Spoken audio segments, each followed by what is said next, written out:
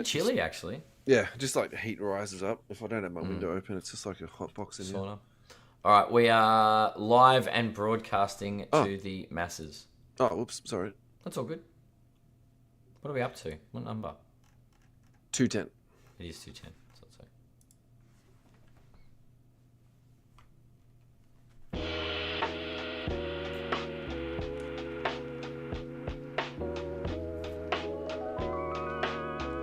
Welcome everybody to episode 210 of the You Can't Comp This NBA Trading Card Podcast. We are your hosts, Adam, Amy, and Russell Gibson.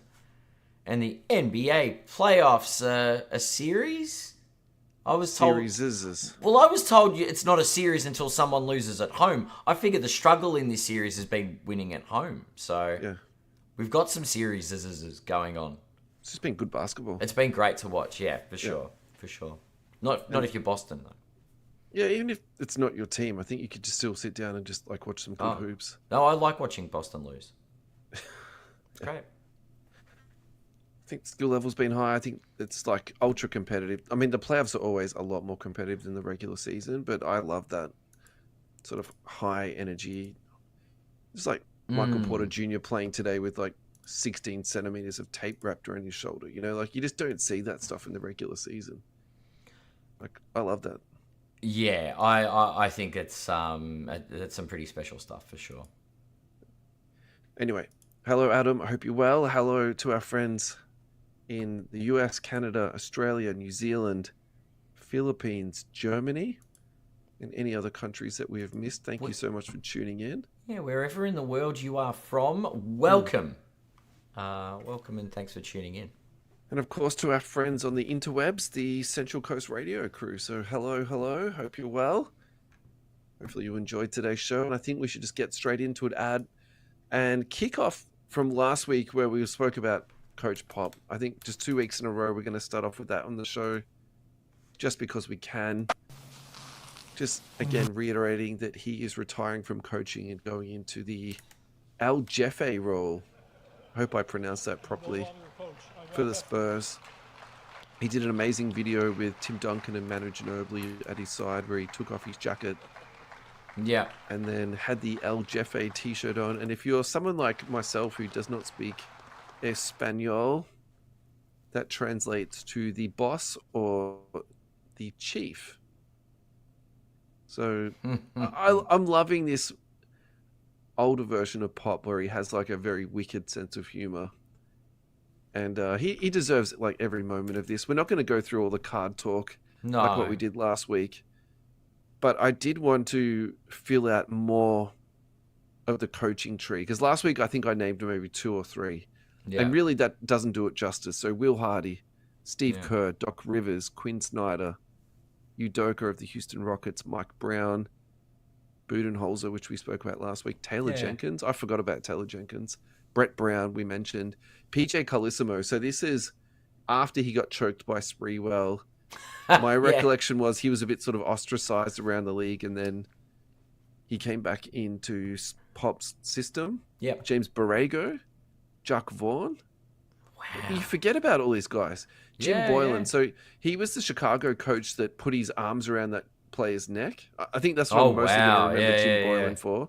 And then Joe Putney, which is probably one of the lesser known people, but he's still kicking around the league. I think he's like in a front office capacity now. So, all right, that's enough of that. But I still wanted to, do that justice and look, just giving time to give Pop his flowers for sure. I think we should. I mean, the guy's an absolute living legend.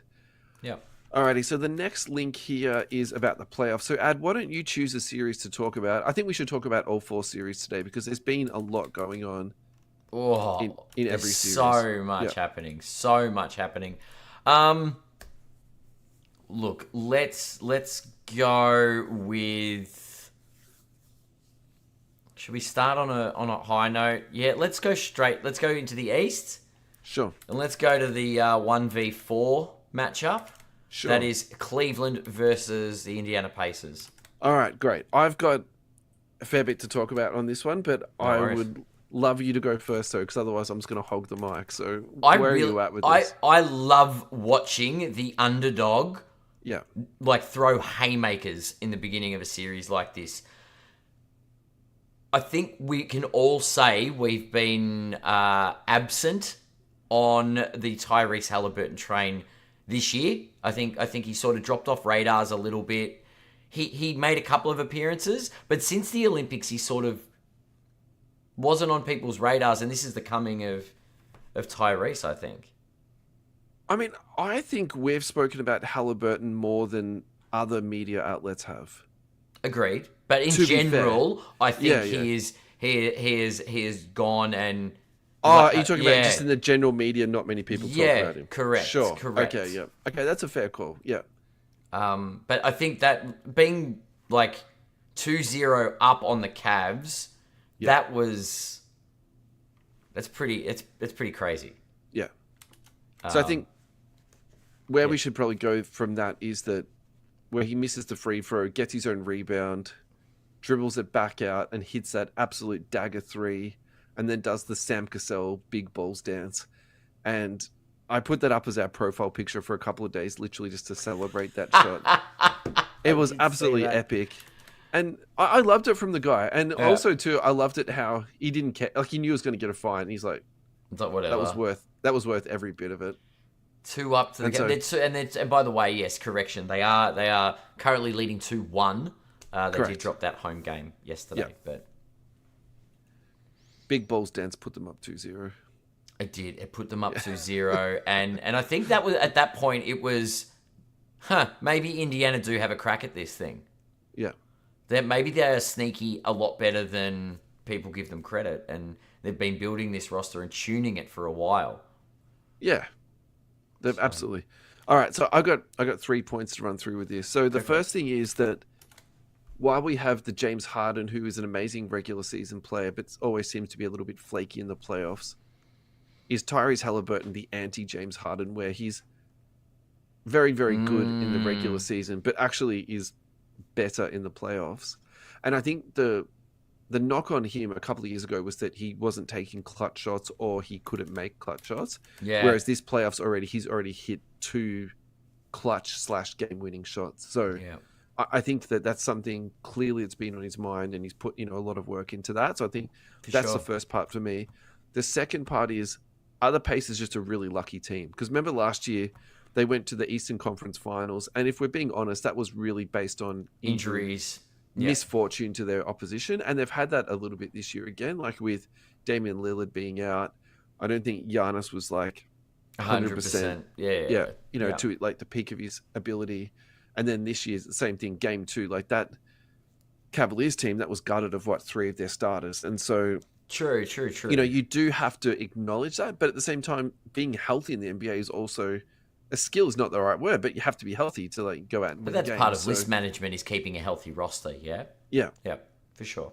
And then I think the third and final thing for me about this series, which is really becoming apparent in my mind a lot, is that, and you spoke about this just a second ago with them building a team, but I think when you're building a team around Halliburton, he makes everybody better. And so, like a couple of weeks ago, I was talking about Obi Toppin. I was saying, look, I'd really like to see him be a starting 4 in this league. But then when you think about it, then he wouldn't have Halliburton setting him up. So maybe he wouldn't be as effective as maybe I'm anticipating. Yeah. And then you think about Miles Turner. Like, well, look, Miles Turner is a fantastic player, and he would be successful in other systems. But pairing him with Halliburton is an amazing 1-2 punch. Maybe that's something they need to tap into a little bit more. But at the same time, too, like, he is really good at setting up his teammates and just making a team offense. And this might be a little bit sacrilegious because of how good Jokic is, but maybe Halliburton is in that conversation of like the top 5 playmakers in the league. So you've got Jokic, you've got LeBron/Luka. Then maybe is it Halliburton after that? Like, who else would you put in that conversation for playmakers at the moment? Well, it's a really good question.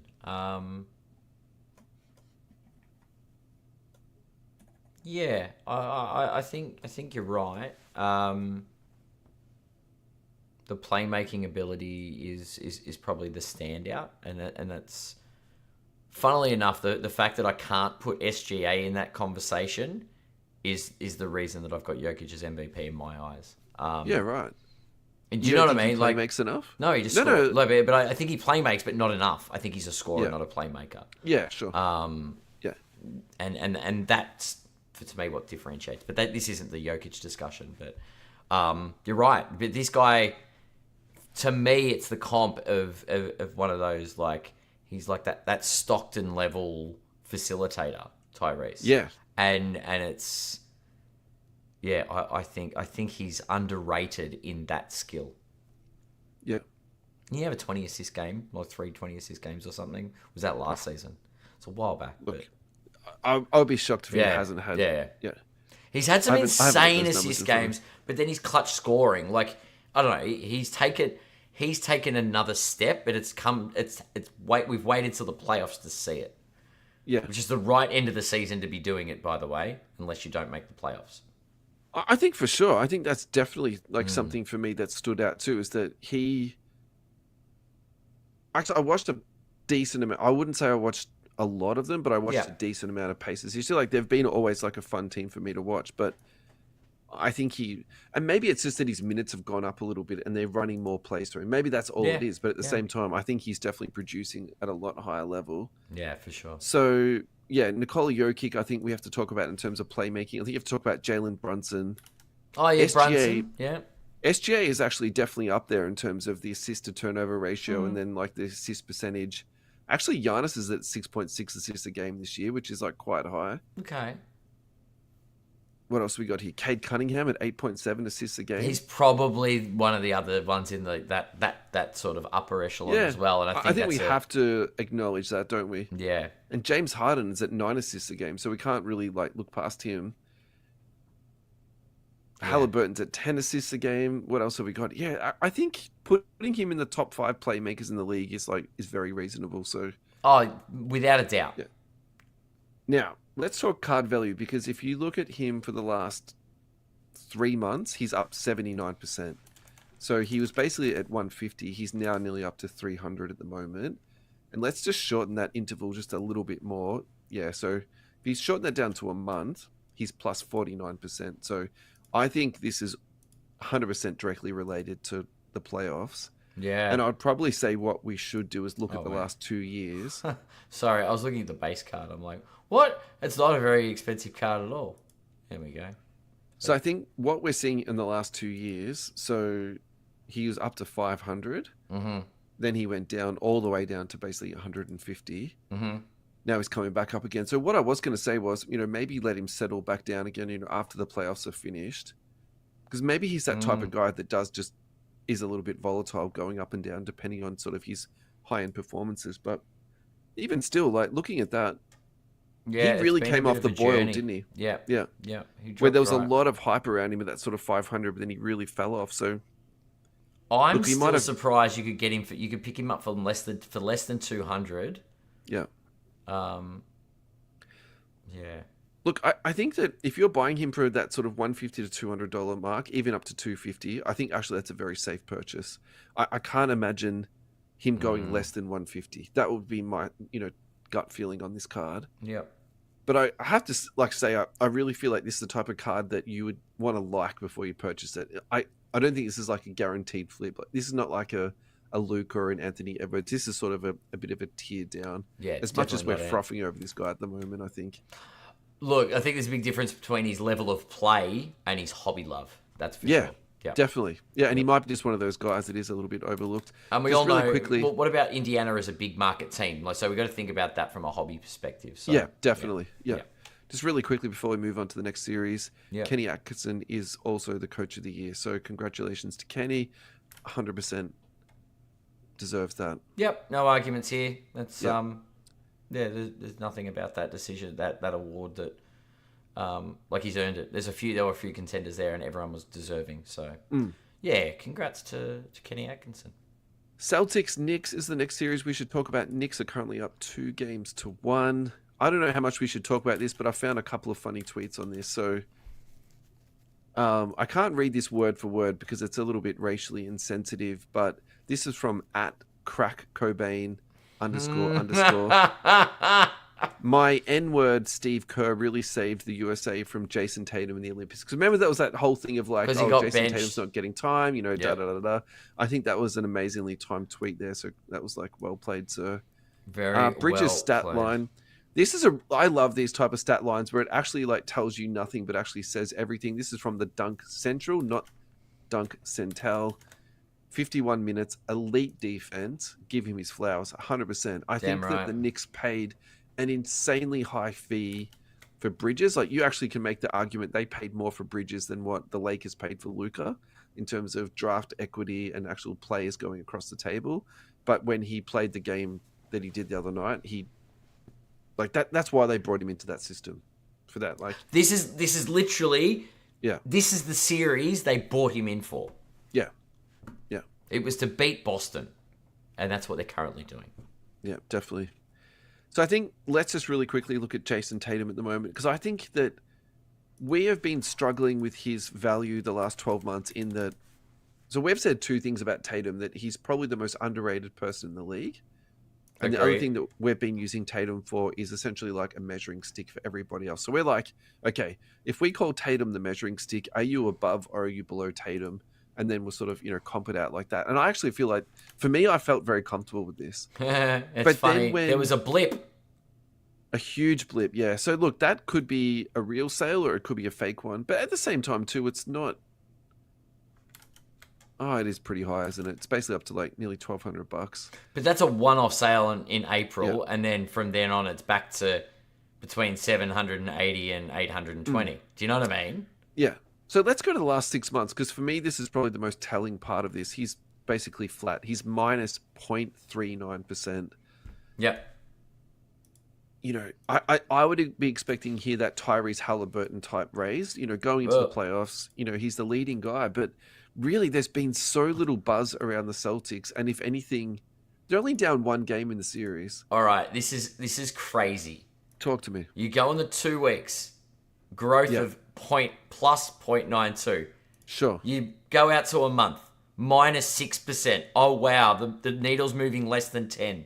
Yeah. Right? Ready He's again? very, very steady, isn't 3 he? months, plus 3%. Correct, yeah. 6 months, minus 0.39. Like so you that's said. the floor of a Tatum card, isn't it? The floor is basically 800. 12 months, plus 4.3.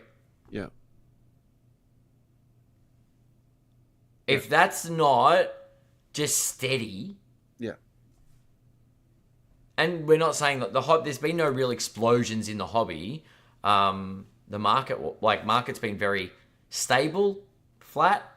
I think some cards have been stable. I think some cards have gone up a lot, but I would also probably say too, a lot of stuff is probably still going down, Ad. Yeah, but I feel like I think the things that are going down to where they should be, maybe. Yeah, sure. Yeah, and this definitely. is what Jason Tatum is the level. Mm-hmm.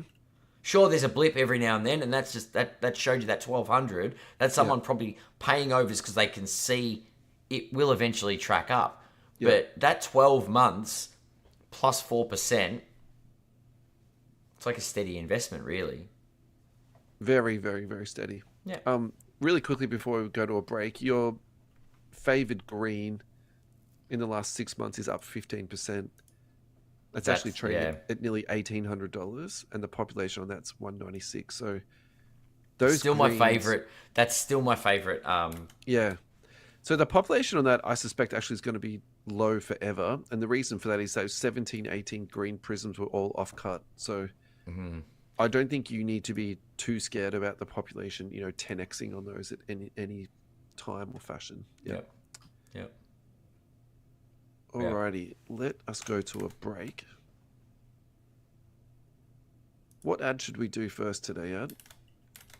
How about Game Time International? I think last week. Let's go with GTI first and foremost. Thank you very much, Game Time International. We very much appreciate your support. You will find them on Instagram.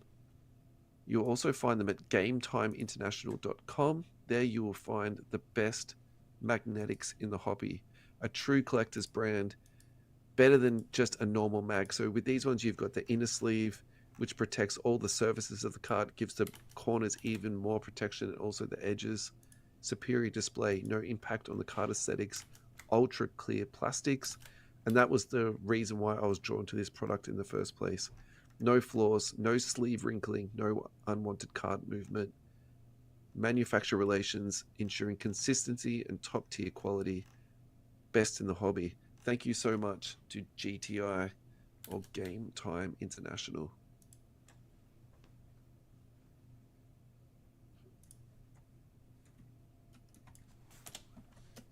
Adam, we're back. Let's get to the Western Conference playoffs. We've done the East. East is done. Now we can. That's pretty good for us, to be honest. And we can get stuck into the West. Yeah. You can choose. You can choose this one.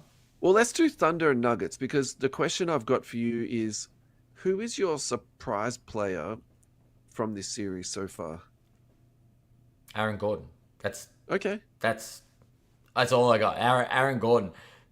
Without Aaron Gordon, the Nuggets aren't up 2-1. Yeah. Jokic is doing what Jokic normally does. Aaron Gordon has gone to another level. That's... Yeah. Yeah, I think he has been very, very consistent for them. Yeah. And I think the other thing for me is that stood out was his 3-point shooting. He hit that really clutch shot at the end of the game of game 3. Yeah. And that's not something I really associate with him. Like, he can shoot threes, but I don't associate him with being like a knockdown clutch 3-point shooter. Like, more like a dunk contest guy than a 3-point guy. Yeah. I more think of him as like a glue guy. He sort of, does a bit of rebounding and defending and just sort of like, fits in with the best player in the world, right? So for me, when he hit that shot, I was like, that was, insane. I was really loving that. I think my surprise of this series has been Jalen Williams, because I think if we're being honest about the Thunder roster, is that they really made it a decision around Josh Giddey, and that probably it was going to be addition by subtraction with him. Is that I don't think they thought Josh Giddey was a bad player, but I think that they thought if they took him away, that would give SGA the ball in his hands more, and would also give more shots to people like Jalen Williams. And I think what's really played out this year is that he probably is a better scorer than Josh Giddey, and the ball is better off to be in SGA's hand than Josh Giddey. So I think in that sense, it was like a true win-win. And this is not me hating on Josh Giddey, by the way. Like, I'm just trying to play this out. But the thing that is really, it's actually taken me back a little bit. And to be honest, I should have picked up on this already. Just the size of that kid. So they were talking about his wingspan on the broadcast that they were saying it's like 7'2", 7'3". Yeah. Like, that is insane. And I think that one thing I really like about the Thunder is how much they switch and they just play all over the place. And I'll put Chet in this conversation too. That kid is just like go gadget, Yeah. And look, and he's skinny, and he still is skinny, but like his versatility around the court, it's just like having 3 or 4 guards out there just all playing this like really fluid catch and shoot, pump fake, drive to the basket. Like, it's just such good basketball. And so Yeah.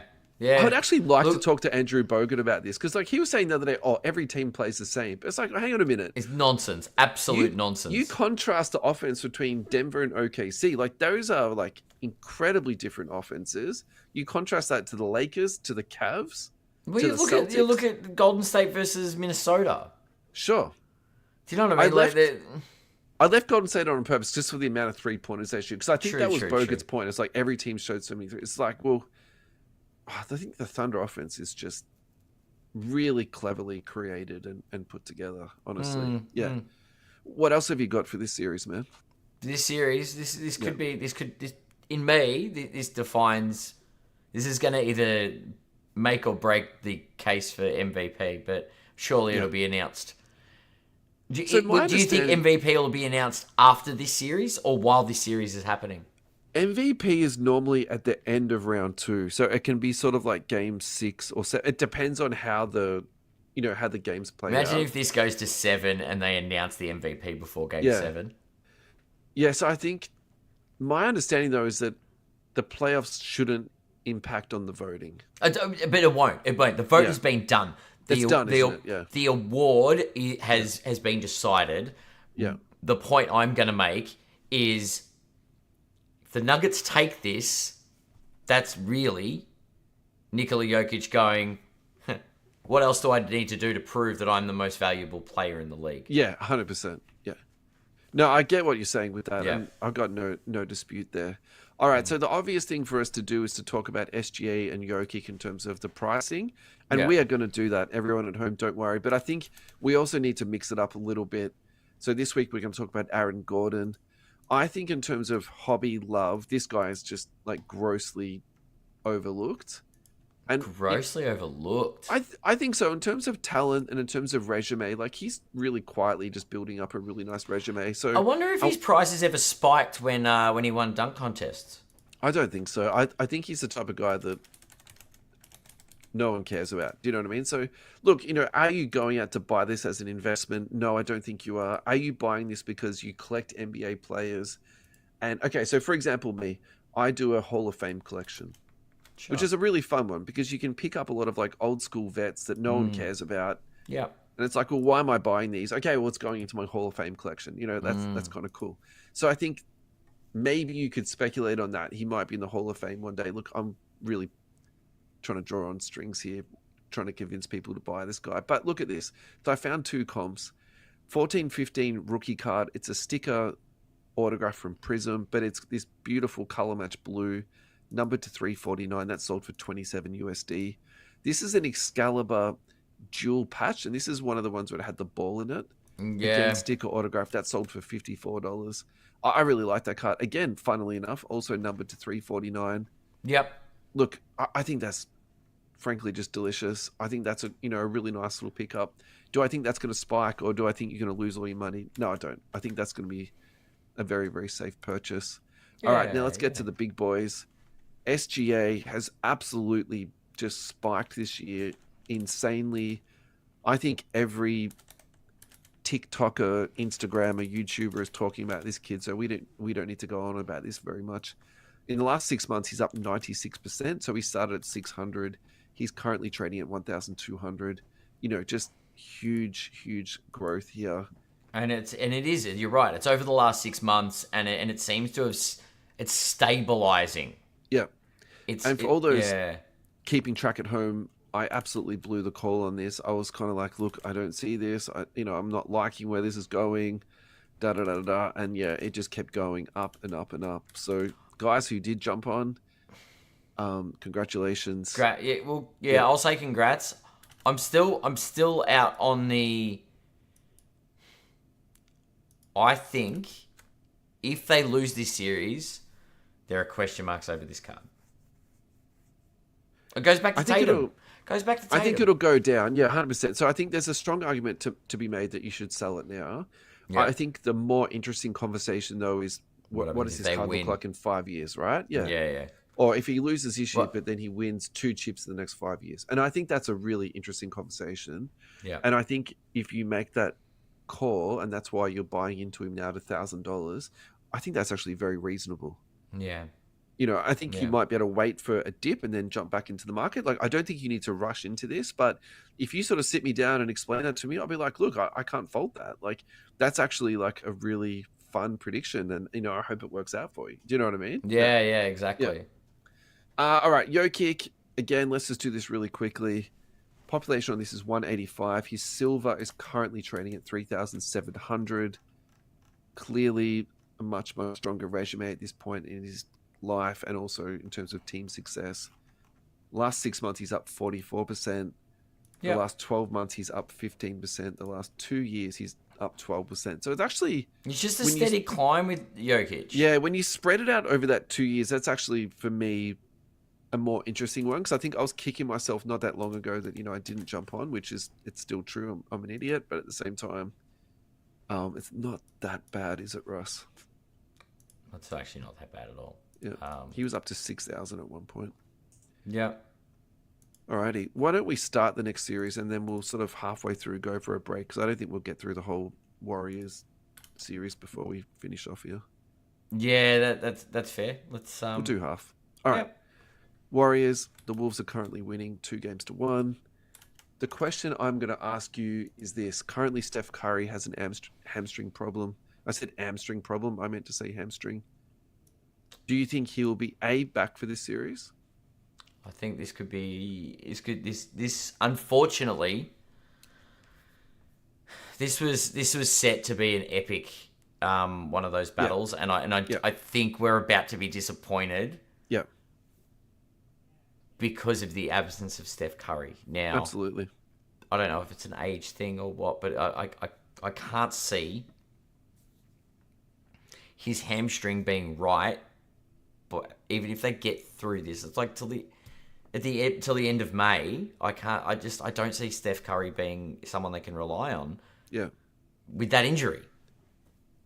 Yeah. Like and I watch a lot of AFL, and the shortest turnaround for a hamstring is 2-3 weeks. Yeah. Do you know what I mean? Like hardwood, I don't, and that's heartbreaking because Yeah, definitely. they die. Like what they did against the Rockets was phenomenal. Yeah. Um, Yeah. and I really had them as constructed before the Steph injury. I had them as a sneaky chance to take it all. Yeah. I agree. And I think we're going to be we're going to be denied an awesome series because of Correct. injury. Yeah. So I think it's an absolute nut punch for the guy because I heard an interview where he said it and he was really emotional. And I think he's not the type of guy to say something like that. So I think for him, he clearly had put in everything, that he had into this series, getting He knew himself what to was the happening. point. Yeah. I also kind of feel like the Warriors got their shit together because there's always this kind of thing with Draymond where it's like he's living on the edge or he's living like one step over it. Yes, he's been out of control a little bit this playoffs, but for the most part, he's been very good. I think Jimmy Butler is actually a really good pickup for them. They've sorted out Kuminga. Like Kuminga coming off the bench is excellent. I think they've still got a little bit of problem like with their five, like who is their starting five? I think they actually haven't got that sorted out, but that hasn't been a death sentence for them either. And I feel like they've sort of been almost playing like, the center by committee almost ad. Yeah, agreed. Yeah. Agreed. Anyway, I think in terms of his legacy, this is probably not going to be anything too much. I think he's cemented himself in terms of legacy-wise, there's no... Yeah. I think it would have been cool if he put one more chip to his name, though. Like, being honest with you. And I think after this, like, what's going to happen? This team's going to be a year older. Are they going to be a year better or a year worse? I probably think they're going to be more a year consistency worse. with Jimmy Butler, sure, but Steph's older. He's a year older. Draymond's a year older. Steph's a year older. Like, it's... Unless they add another player into the mix.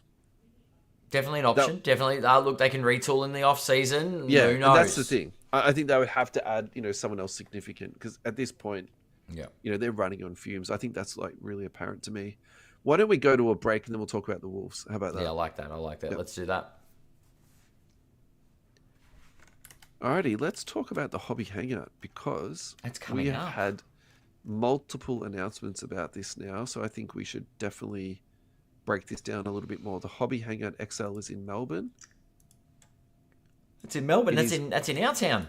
That is our town. Sunday, the 1st of June, 10:30 a.m. If you'd like to get tickets, please go to the hobbyhangout.com.au. Now, just to interrupt you there, this event is heading towards a sellout. Interesting. So, get your tickets if you haven't done so already. Jump online to the hobbyhangout.com.au and get those tickets. Lock them in because this is going to be huge. So far they've had announcements of Goldens. Ken Golden is not confirmed, but actual Goldens is coming down. Andrew Bogut is doing a meet and greet / signing where you can bring all of your memorabilia in and cards to get him to sign. So that's a really cool one for Aussies. They've also announced just this week about CGC grading and also BGS grading. The discount is either 20 or 25% off doing drop off on the day. So I think, people that don't want to pay those high prices for PSA and they're happy to go with a different grader. Yeah. This is your time. So guys, if you're ever waiting for a deal to come up, this is the day to bring your cards in, do a bulk drop off, collect that nice little discount, and everyone's happy. So that's great. They've also got a stalls update. The Social Club Collectors, Hobby Lock Cases, DG Collectibles, Pokey Collective, Warriors Down Under, Bearded Fat Guy TCG. That is a male middle-aged name for a card shop if I've ever heard one. Card Traders Australia, the Trader Bros. One thing I forgot to comment on last week was that Matthew Uger is so good looking. He just has a picture of his face where other people have like a logo. Or a shop. It's just Matt's card Just shop Matthew is just Uger Matt. and then like a picture of his face. Yeah. That's actually unreal, isn't And it? next to that, Whatnot's coming. Yeah, that's right. We probably should have mentioned that. And so last time we met the lads from Whatnot, they gave us their email address and then I lost it. So this year...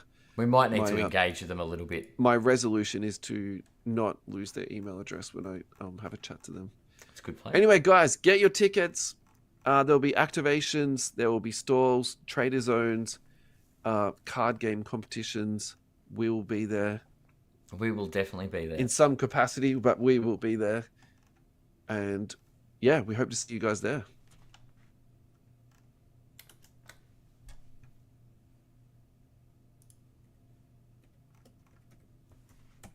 Alrighty. Adam, we're back and we're going to talk about the Minnesota Timberwolves.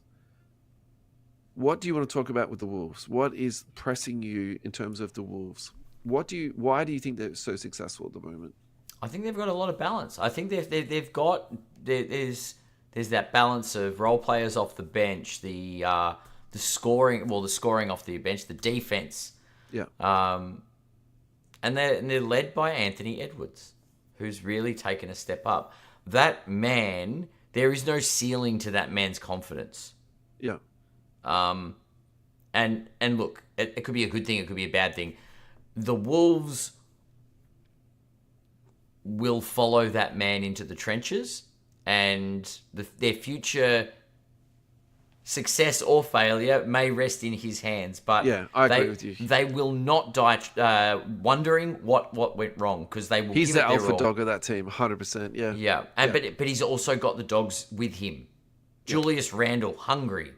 Yeah. Offensive rebounder, Gobert, an absolute monster on defense and on the boards. Yeah. Like they just seem to have, they've put the right pieces together. Yeah. And I think the trade that they orchestrated. You literally just took the words out of my mouth. Yeah. I want to hear your take on this, because I've absolutely got a take here. When this trade happened, this is what I foresaw.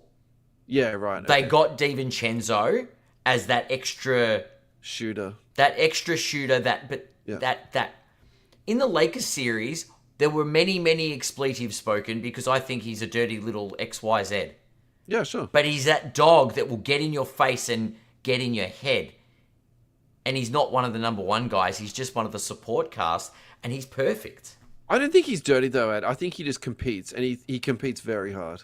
Yeah. I know, but Luka did get a very hard whack and fall on his back. I was not impressed with that play. I still think it should have been a flagrant. I'm not going to go on a segue where I get upset and disgruntled. Anyway, DiVincenzo was a good inclusion, and the reason I think Minnesota won that trade. Yeah, okay. So Randall is a good piece to put on, like, for as a starter piece. Yeah. Like, I like Randall for Cat in the, I think he fits better in this system than Cat did. Yeah. And I think DiVincenzo's the bonus piece off the bench, and that's sort of coming to fruition now, because Julius Randle seems to have fit in. It's taken the season to get there, but I feel like they've ticked a lot of boxes, and it might be a lack of experience in Edwards' leadership. It could be other factors, but I think Minnesota have put themselves in the best possible position they can to succeed. Yeah. I think for me about this trade was I didn't know if it was going to work out. And whereas now I think the Wolves have done really well. I think that Randall fits. Yeah. And actually I quite like Cat in New York. And win-win. Yep. Yeah. It genuinely, like, there are some trades where it is a win-win, and I really like this for that instance. And I think that the part of the game I don't like about Randall is how he can just hang on to the ball for like 16 seconds and literally pound the ball. Yeah, he's done that since he was in LA. It's literally what he does. Yeah. I feel like he is not doing that as much in Minnesota. And that sort of small... Well, actually, it's quite a large adjustment when you say that if you've been doing that for the last 20 years. He is a team guy, yeah. He's really... I feel like he's really cut that down a lot, to the point that now he just sort of blends in and he moves the ball a bit better, and he's still, he's still dribbling, but now he's like just doing things a little bit quicker. So I really like that Yeah. about his game now. In fact, I would say I didn't like his game before, whereas this sort of version in Minnesota, I quite like it. Look, the Fair. DiVincenzo part, to be honest, I can sort of take or leave that with DiVincenzo, but I think in terms of today's game with 3-point shooting, you need shooters out in the court, so that's fine for me. I think the part for me that I think is most intriguing about the Wolves is I think their offense is sustainable, and I think Mm-hmm. it's in the regular season, you can't, okay, fine, you can score 110, 120. Can you do that in the playoffs? And that's one thing they've actually shown, quite comprehensively, when they're on, that, they're really Yeah. good. And I Yeah. think, like, being pragmatic about this, I kind of feel as though they've got a little bit of an advantage at the moment, because I think for this rest of the Warriors series, it's going to be a tough series, but I don't think it's going to be as tough as the Denver OKC series. So what I think is going to happen is Nuggets and Thunder are going Oh, to yeah. beat the crap out of each other. Yeah. And then the Wolves are going to be sitting at home for 2 or 3 days, like resting up and getting a few little injuries like under control. So, That's a good point. yeah, like moving forward, like looking into the next series, like I'm really liking Minnesota's chances at the moment. And I kind of think they match up pretty well with OKC, and I think they match up really well with Denver. Yeah. Yeah. Look, as I said, I think they're the most balanced team at the moment as far as role playing and being able to move their pieces into different formations. So yeah, look, kind of exciting. So I think let's Yeah. leave that there. Anything else you wanted to talk about on that series, or are we good? Yeah, I think we're good. I hope this isn't the last we've seen of Steph. Like the best High of level Steph. Steph Curry. Yeah, I agree with you. I hope he doesn't start weltering away after this. Really quickly, this is actually going back to the previous series, the Rockets and Warriors series. This is from Kevin O'Connor. The Rockets are plus 53 with Steven Adams on the floor this series and minus 39 without him. So that's just like a completely useless random piece of information, but I felt like I mean, with it he's belongs on he's You Can't actually Comp This. a unrestricted free agent in the off season, Yeah. and I think he might land himself a bag. Yeah, I don't know about a bag, but he'll be employed again next year. I think that's absolutely for sure. Given what he's done this year for Houston, I think he'll be on the Lakers' radar, because I for one know that the Lakers need a center. Yeah. It's one of 3 people. I'd say Capella and Lopez are also on the Lakers' radar, but yeah, I think Adams is also someone that runs in good pick and roll stuff. So yeah, he's a big boy. This next one is from Instagram at Boston Card Hunter. If you do not follow this guy, I would absolutely give him a follow, give him a couple of likes on his page. I feel like if you had to summarize his content into one sentence, what he likes to do is like just call out the bullshit in the hobby. So he'll take people's videos and he'll break them down and say, look, this is what I actually think is going on here. It's not so much that he highlights people's scams, but he just sort of tries to explain to you, this is what this person's trying to do, and maybe like mislead you, or maybe they're trying to say this. And so in this particular video that we're going to bring up now, he's talking about the growth of the hobby. And so he stated that in 9 quarters, we've had constant growth. yeah, And when he means quarters in terms of like quarters of the year. So this is like more like a finance sort of term that you use, but he's like applying it to cards. PSA have sold 500,000 cards on their platform, which is absolutely huge. The cost dollar has gone up, but so has the number of cards. And I think that's really interesting, because I think that a lot of negativity, let me rephrase this.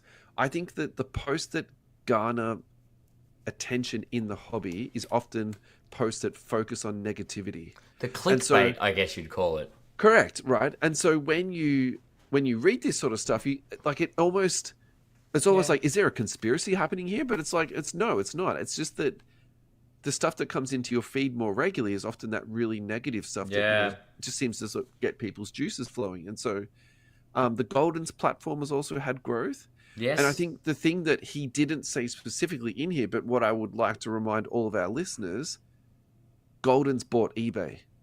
And so not only has the Golden platform had growth, eBay is the biggest platform in the world when it comes to card sales. And so, I think that's a really interesting piece to sort of, keep in mind for everybody. And I think when I heard him talk about this, I don't know how you feel about this. I'm going to turn this over to you in 2 Yeah. seconds, but I felt surprised, but I also felt very reassured, because if you think about like product at the moment, it's probably not the greatest. If you go and look through like the rookie signing checklist of who is signing for Panini and who isn't, there's more nots than is's.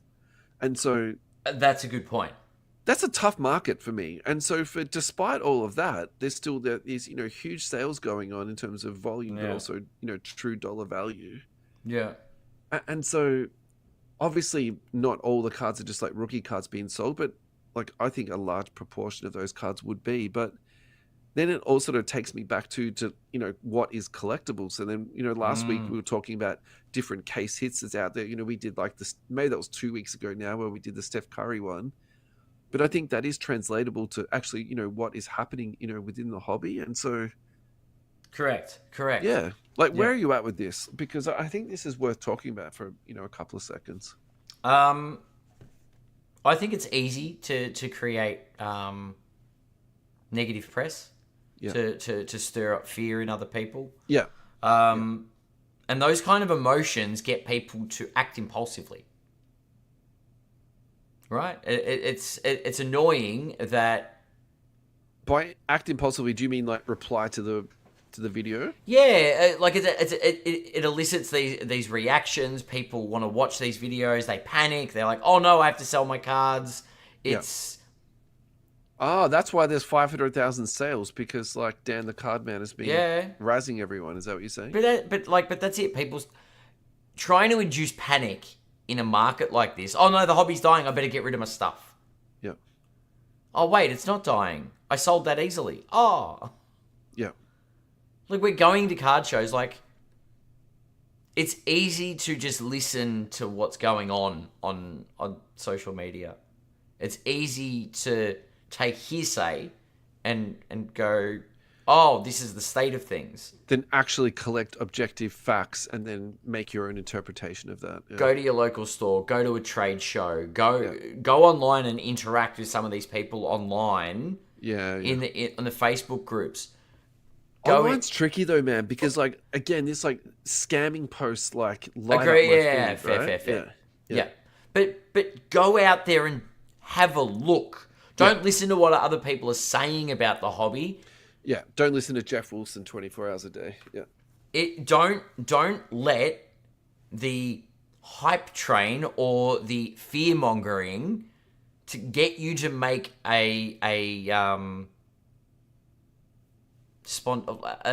reactive decision. Yeah. Rather than an educated decision. I think the hobby's fine. Yep, as I said with the Tatum thing before, I think we're in a plateau. Yeah. But there's also a lot of positive happening. There's people interacting. It's great. Yeah. What's happening? Oh, the hobby's killing it. The hobby is 100%. Strong at the moment. Yeah. Yeah, you can't go in, buy a $10 repack and strike it rich. But when could you? Realistically. Yeah. I think there was probably a bit more value in sealed, maybe back in like 16, 17, 17, 18. Yeah, but then you go through COVID and the everybody loses their mind phase. And that wasn't fantastic. Gone are the days when it was $20 to get a card graded by PSA, comes back a PSA 10, and the $200 you've spent on buying a card and getting it graded becomes $1,000. Yeah. These days, it's a grind. I'd actually be interested to know anybody in financial circles, like investment circles, that we talk about steady growth. And I joked about Tatum being up 4% over 12 months. Yeah. Like, good solid investment would be 5 to 8% return. It'd be awesome. Yeah. Over a year. But we've got a lot of these people that are like, if I can't flip a card and make 25% on it, the hobby's dying. No, it's not. The hobby's fine. Yeah. Well, I think we should go to a break. Yeah, so I can calm down and have a drink.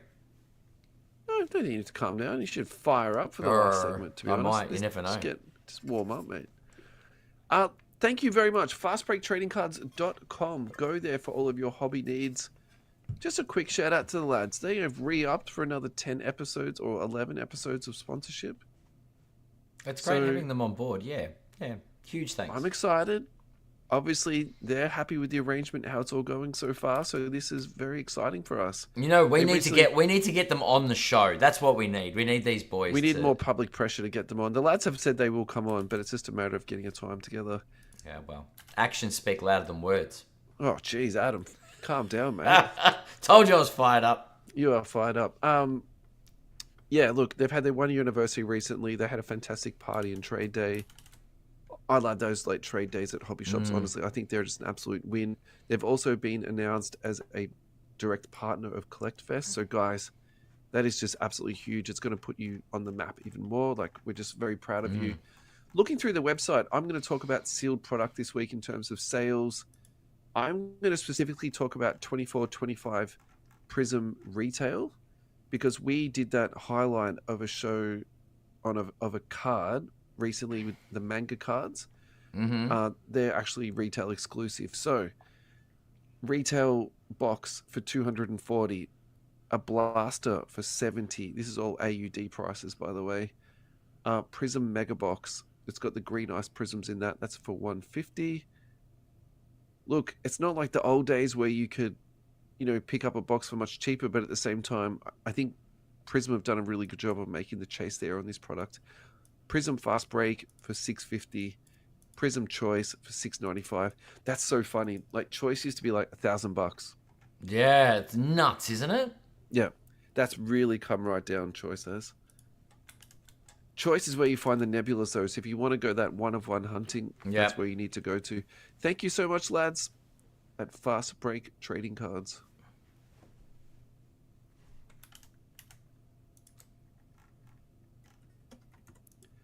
Alrighty, Ad. We are back. This is the last quarter of this week's show. And this is all just bits and bobs, so we'll just sort of whip through this.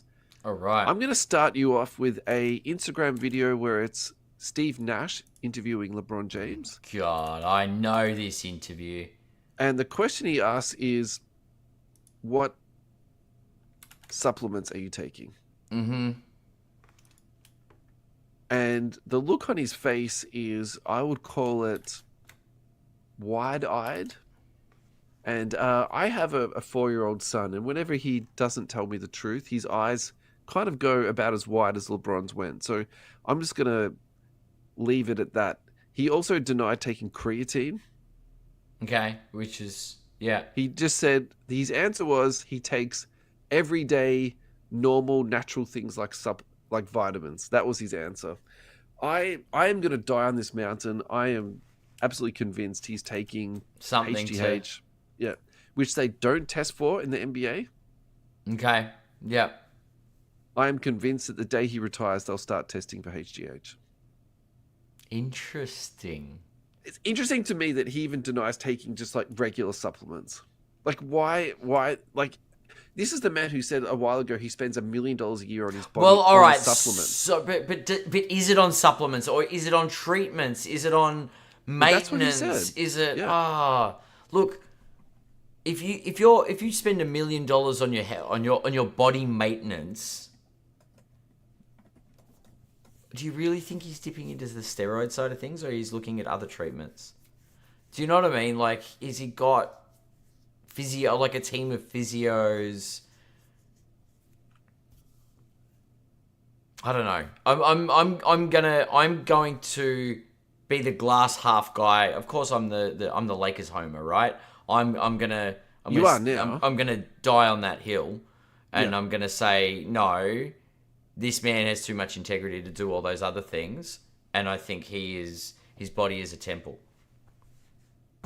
Look, I don't think you can get to that point without your body being a temple. And believe me, I'm not saying that he does. Like, I'm not saying he just juices and eats macas. Like, clearly, that's not what I think. No. I don't think he's helping himself with extra things that aren't legal in the sport. That is the most unconvincing answer I've seen in a very long time. Is that as bad as LeBron answering the question on the interview?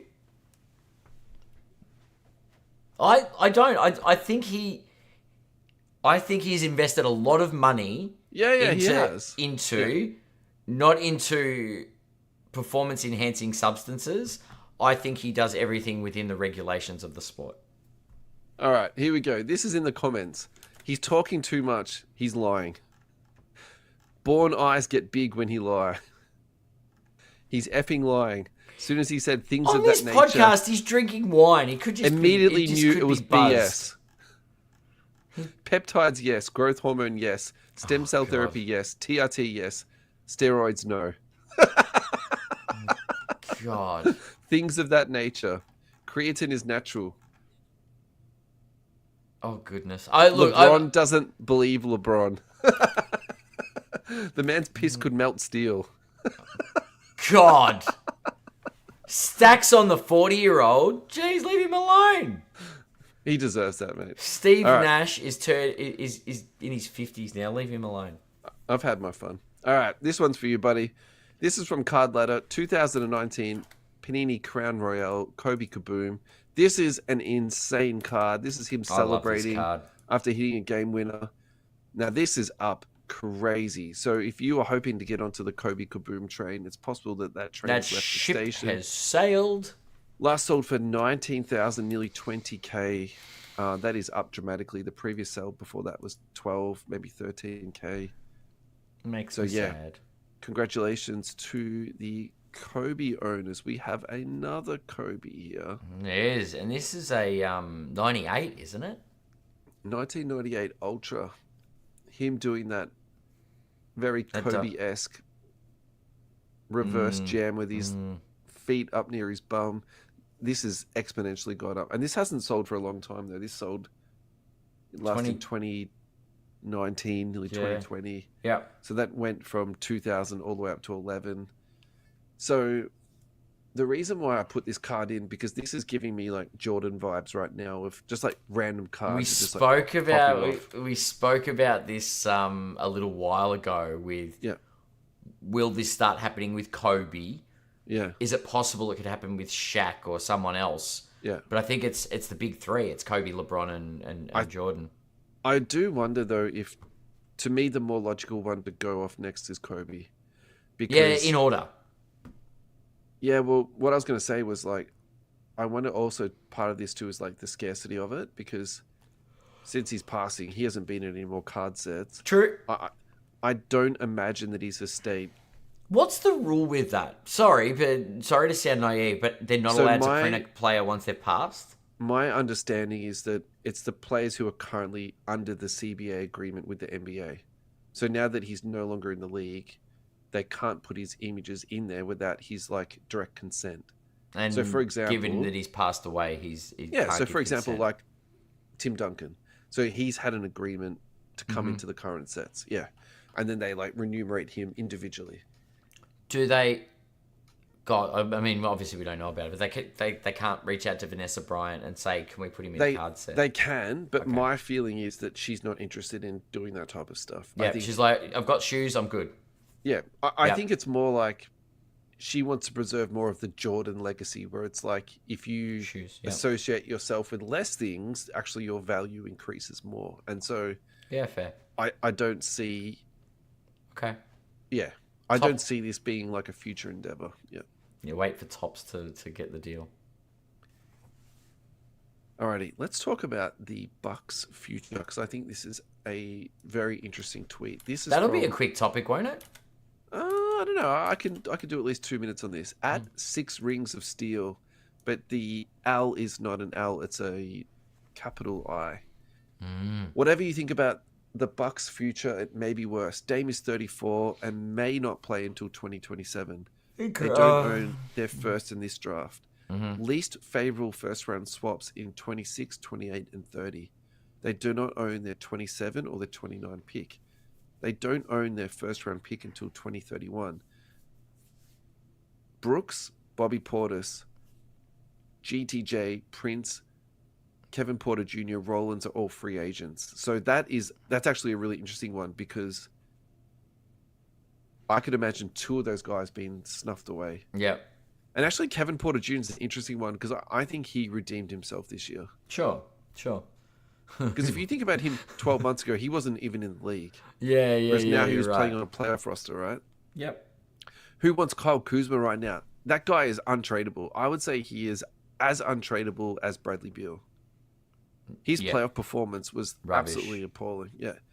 Their young core, in air quotations, wouldn't call it a core. Tyler Smith, Chris Livingston, and Andre Jackson. That is bad. There's an Apple cores are probably stronger than that anyway. Yeah, I have no idea what they do in this offseason. Yeah, look, I think that's actually curl up in a ball and cry, I think. That's a very insightful tweet, and I think that actually says a lot about the future of the Bucks. And so, do you think there are some franchises though that are headed that way because they went all in? Oh, 100%. Because it's funny that the it's Phoenix the Suns Bucks, did right? it this year. But the Phoenix Suns faced off when the Bucks won their championship, right? So these are teams that keep going all in, trying to get to the top, and I'm sorry to say it, but they've failed getting to the top of the mountain, and they've sacrificed their future for a shot at glory, and it didn't pay off. Well, it paid off for the Bucks for one season. And the other one that went all in too was the Knicks, but they've had more team success than the Suns and also the Bucks. And they're in a series. They're in a live series still.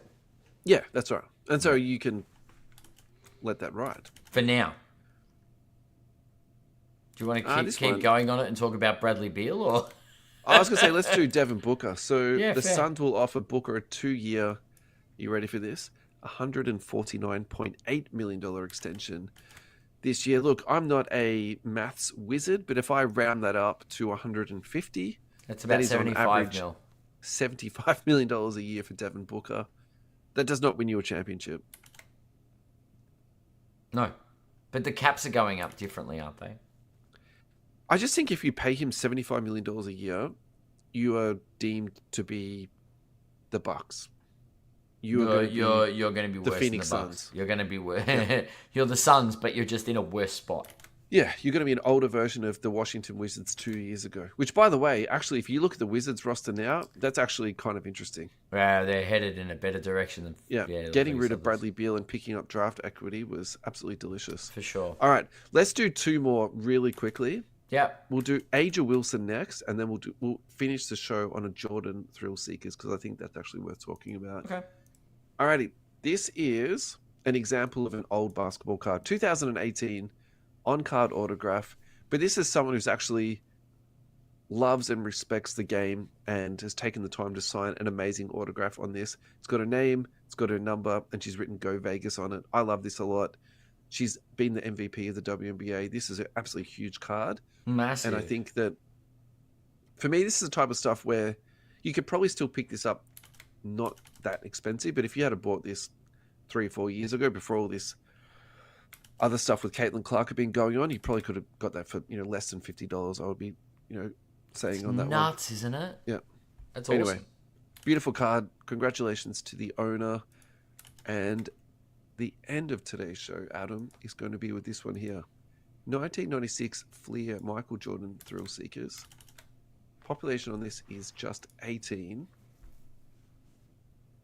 And I think this is actually a good time to contrast this to the Kobe that we just spoke about. So the Kobe was numbered to 99, so it's a different card. Yeah. But the population on that was actually 5.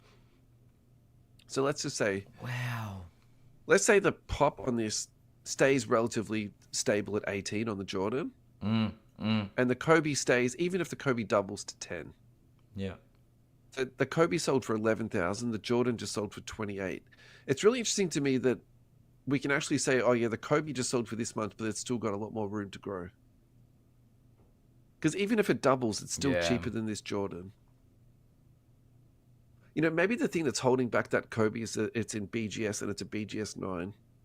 Like maybe it would be double the value, if not more than that, if it was a PSA 10. Yeah, agreed.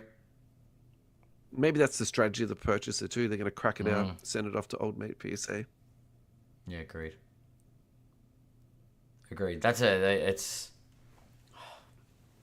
crazy seeing those spikes.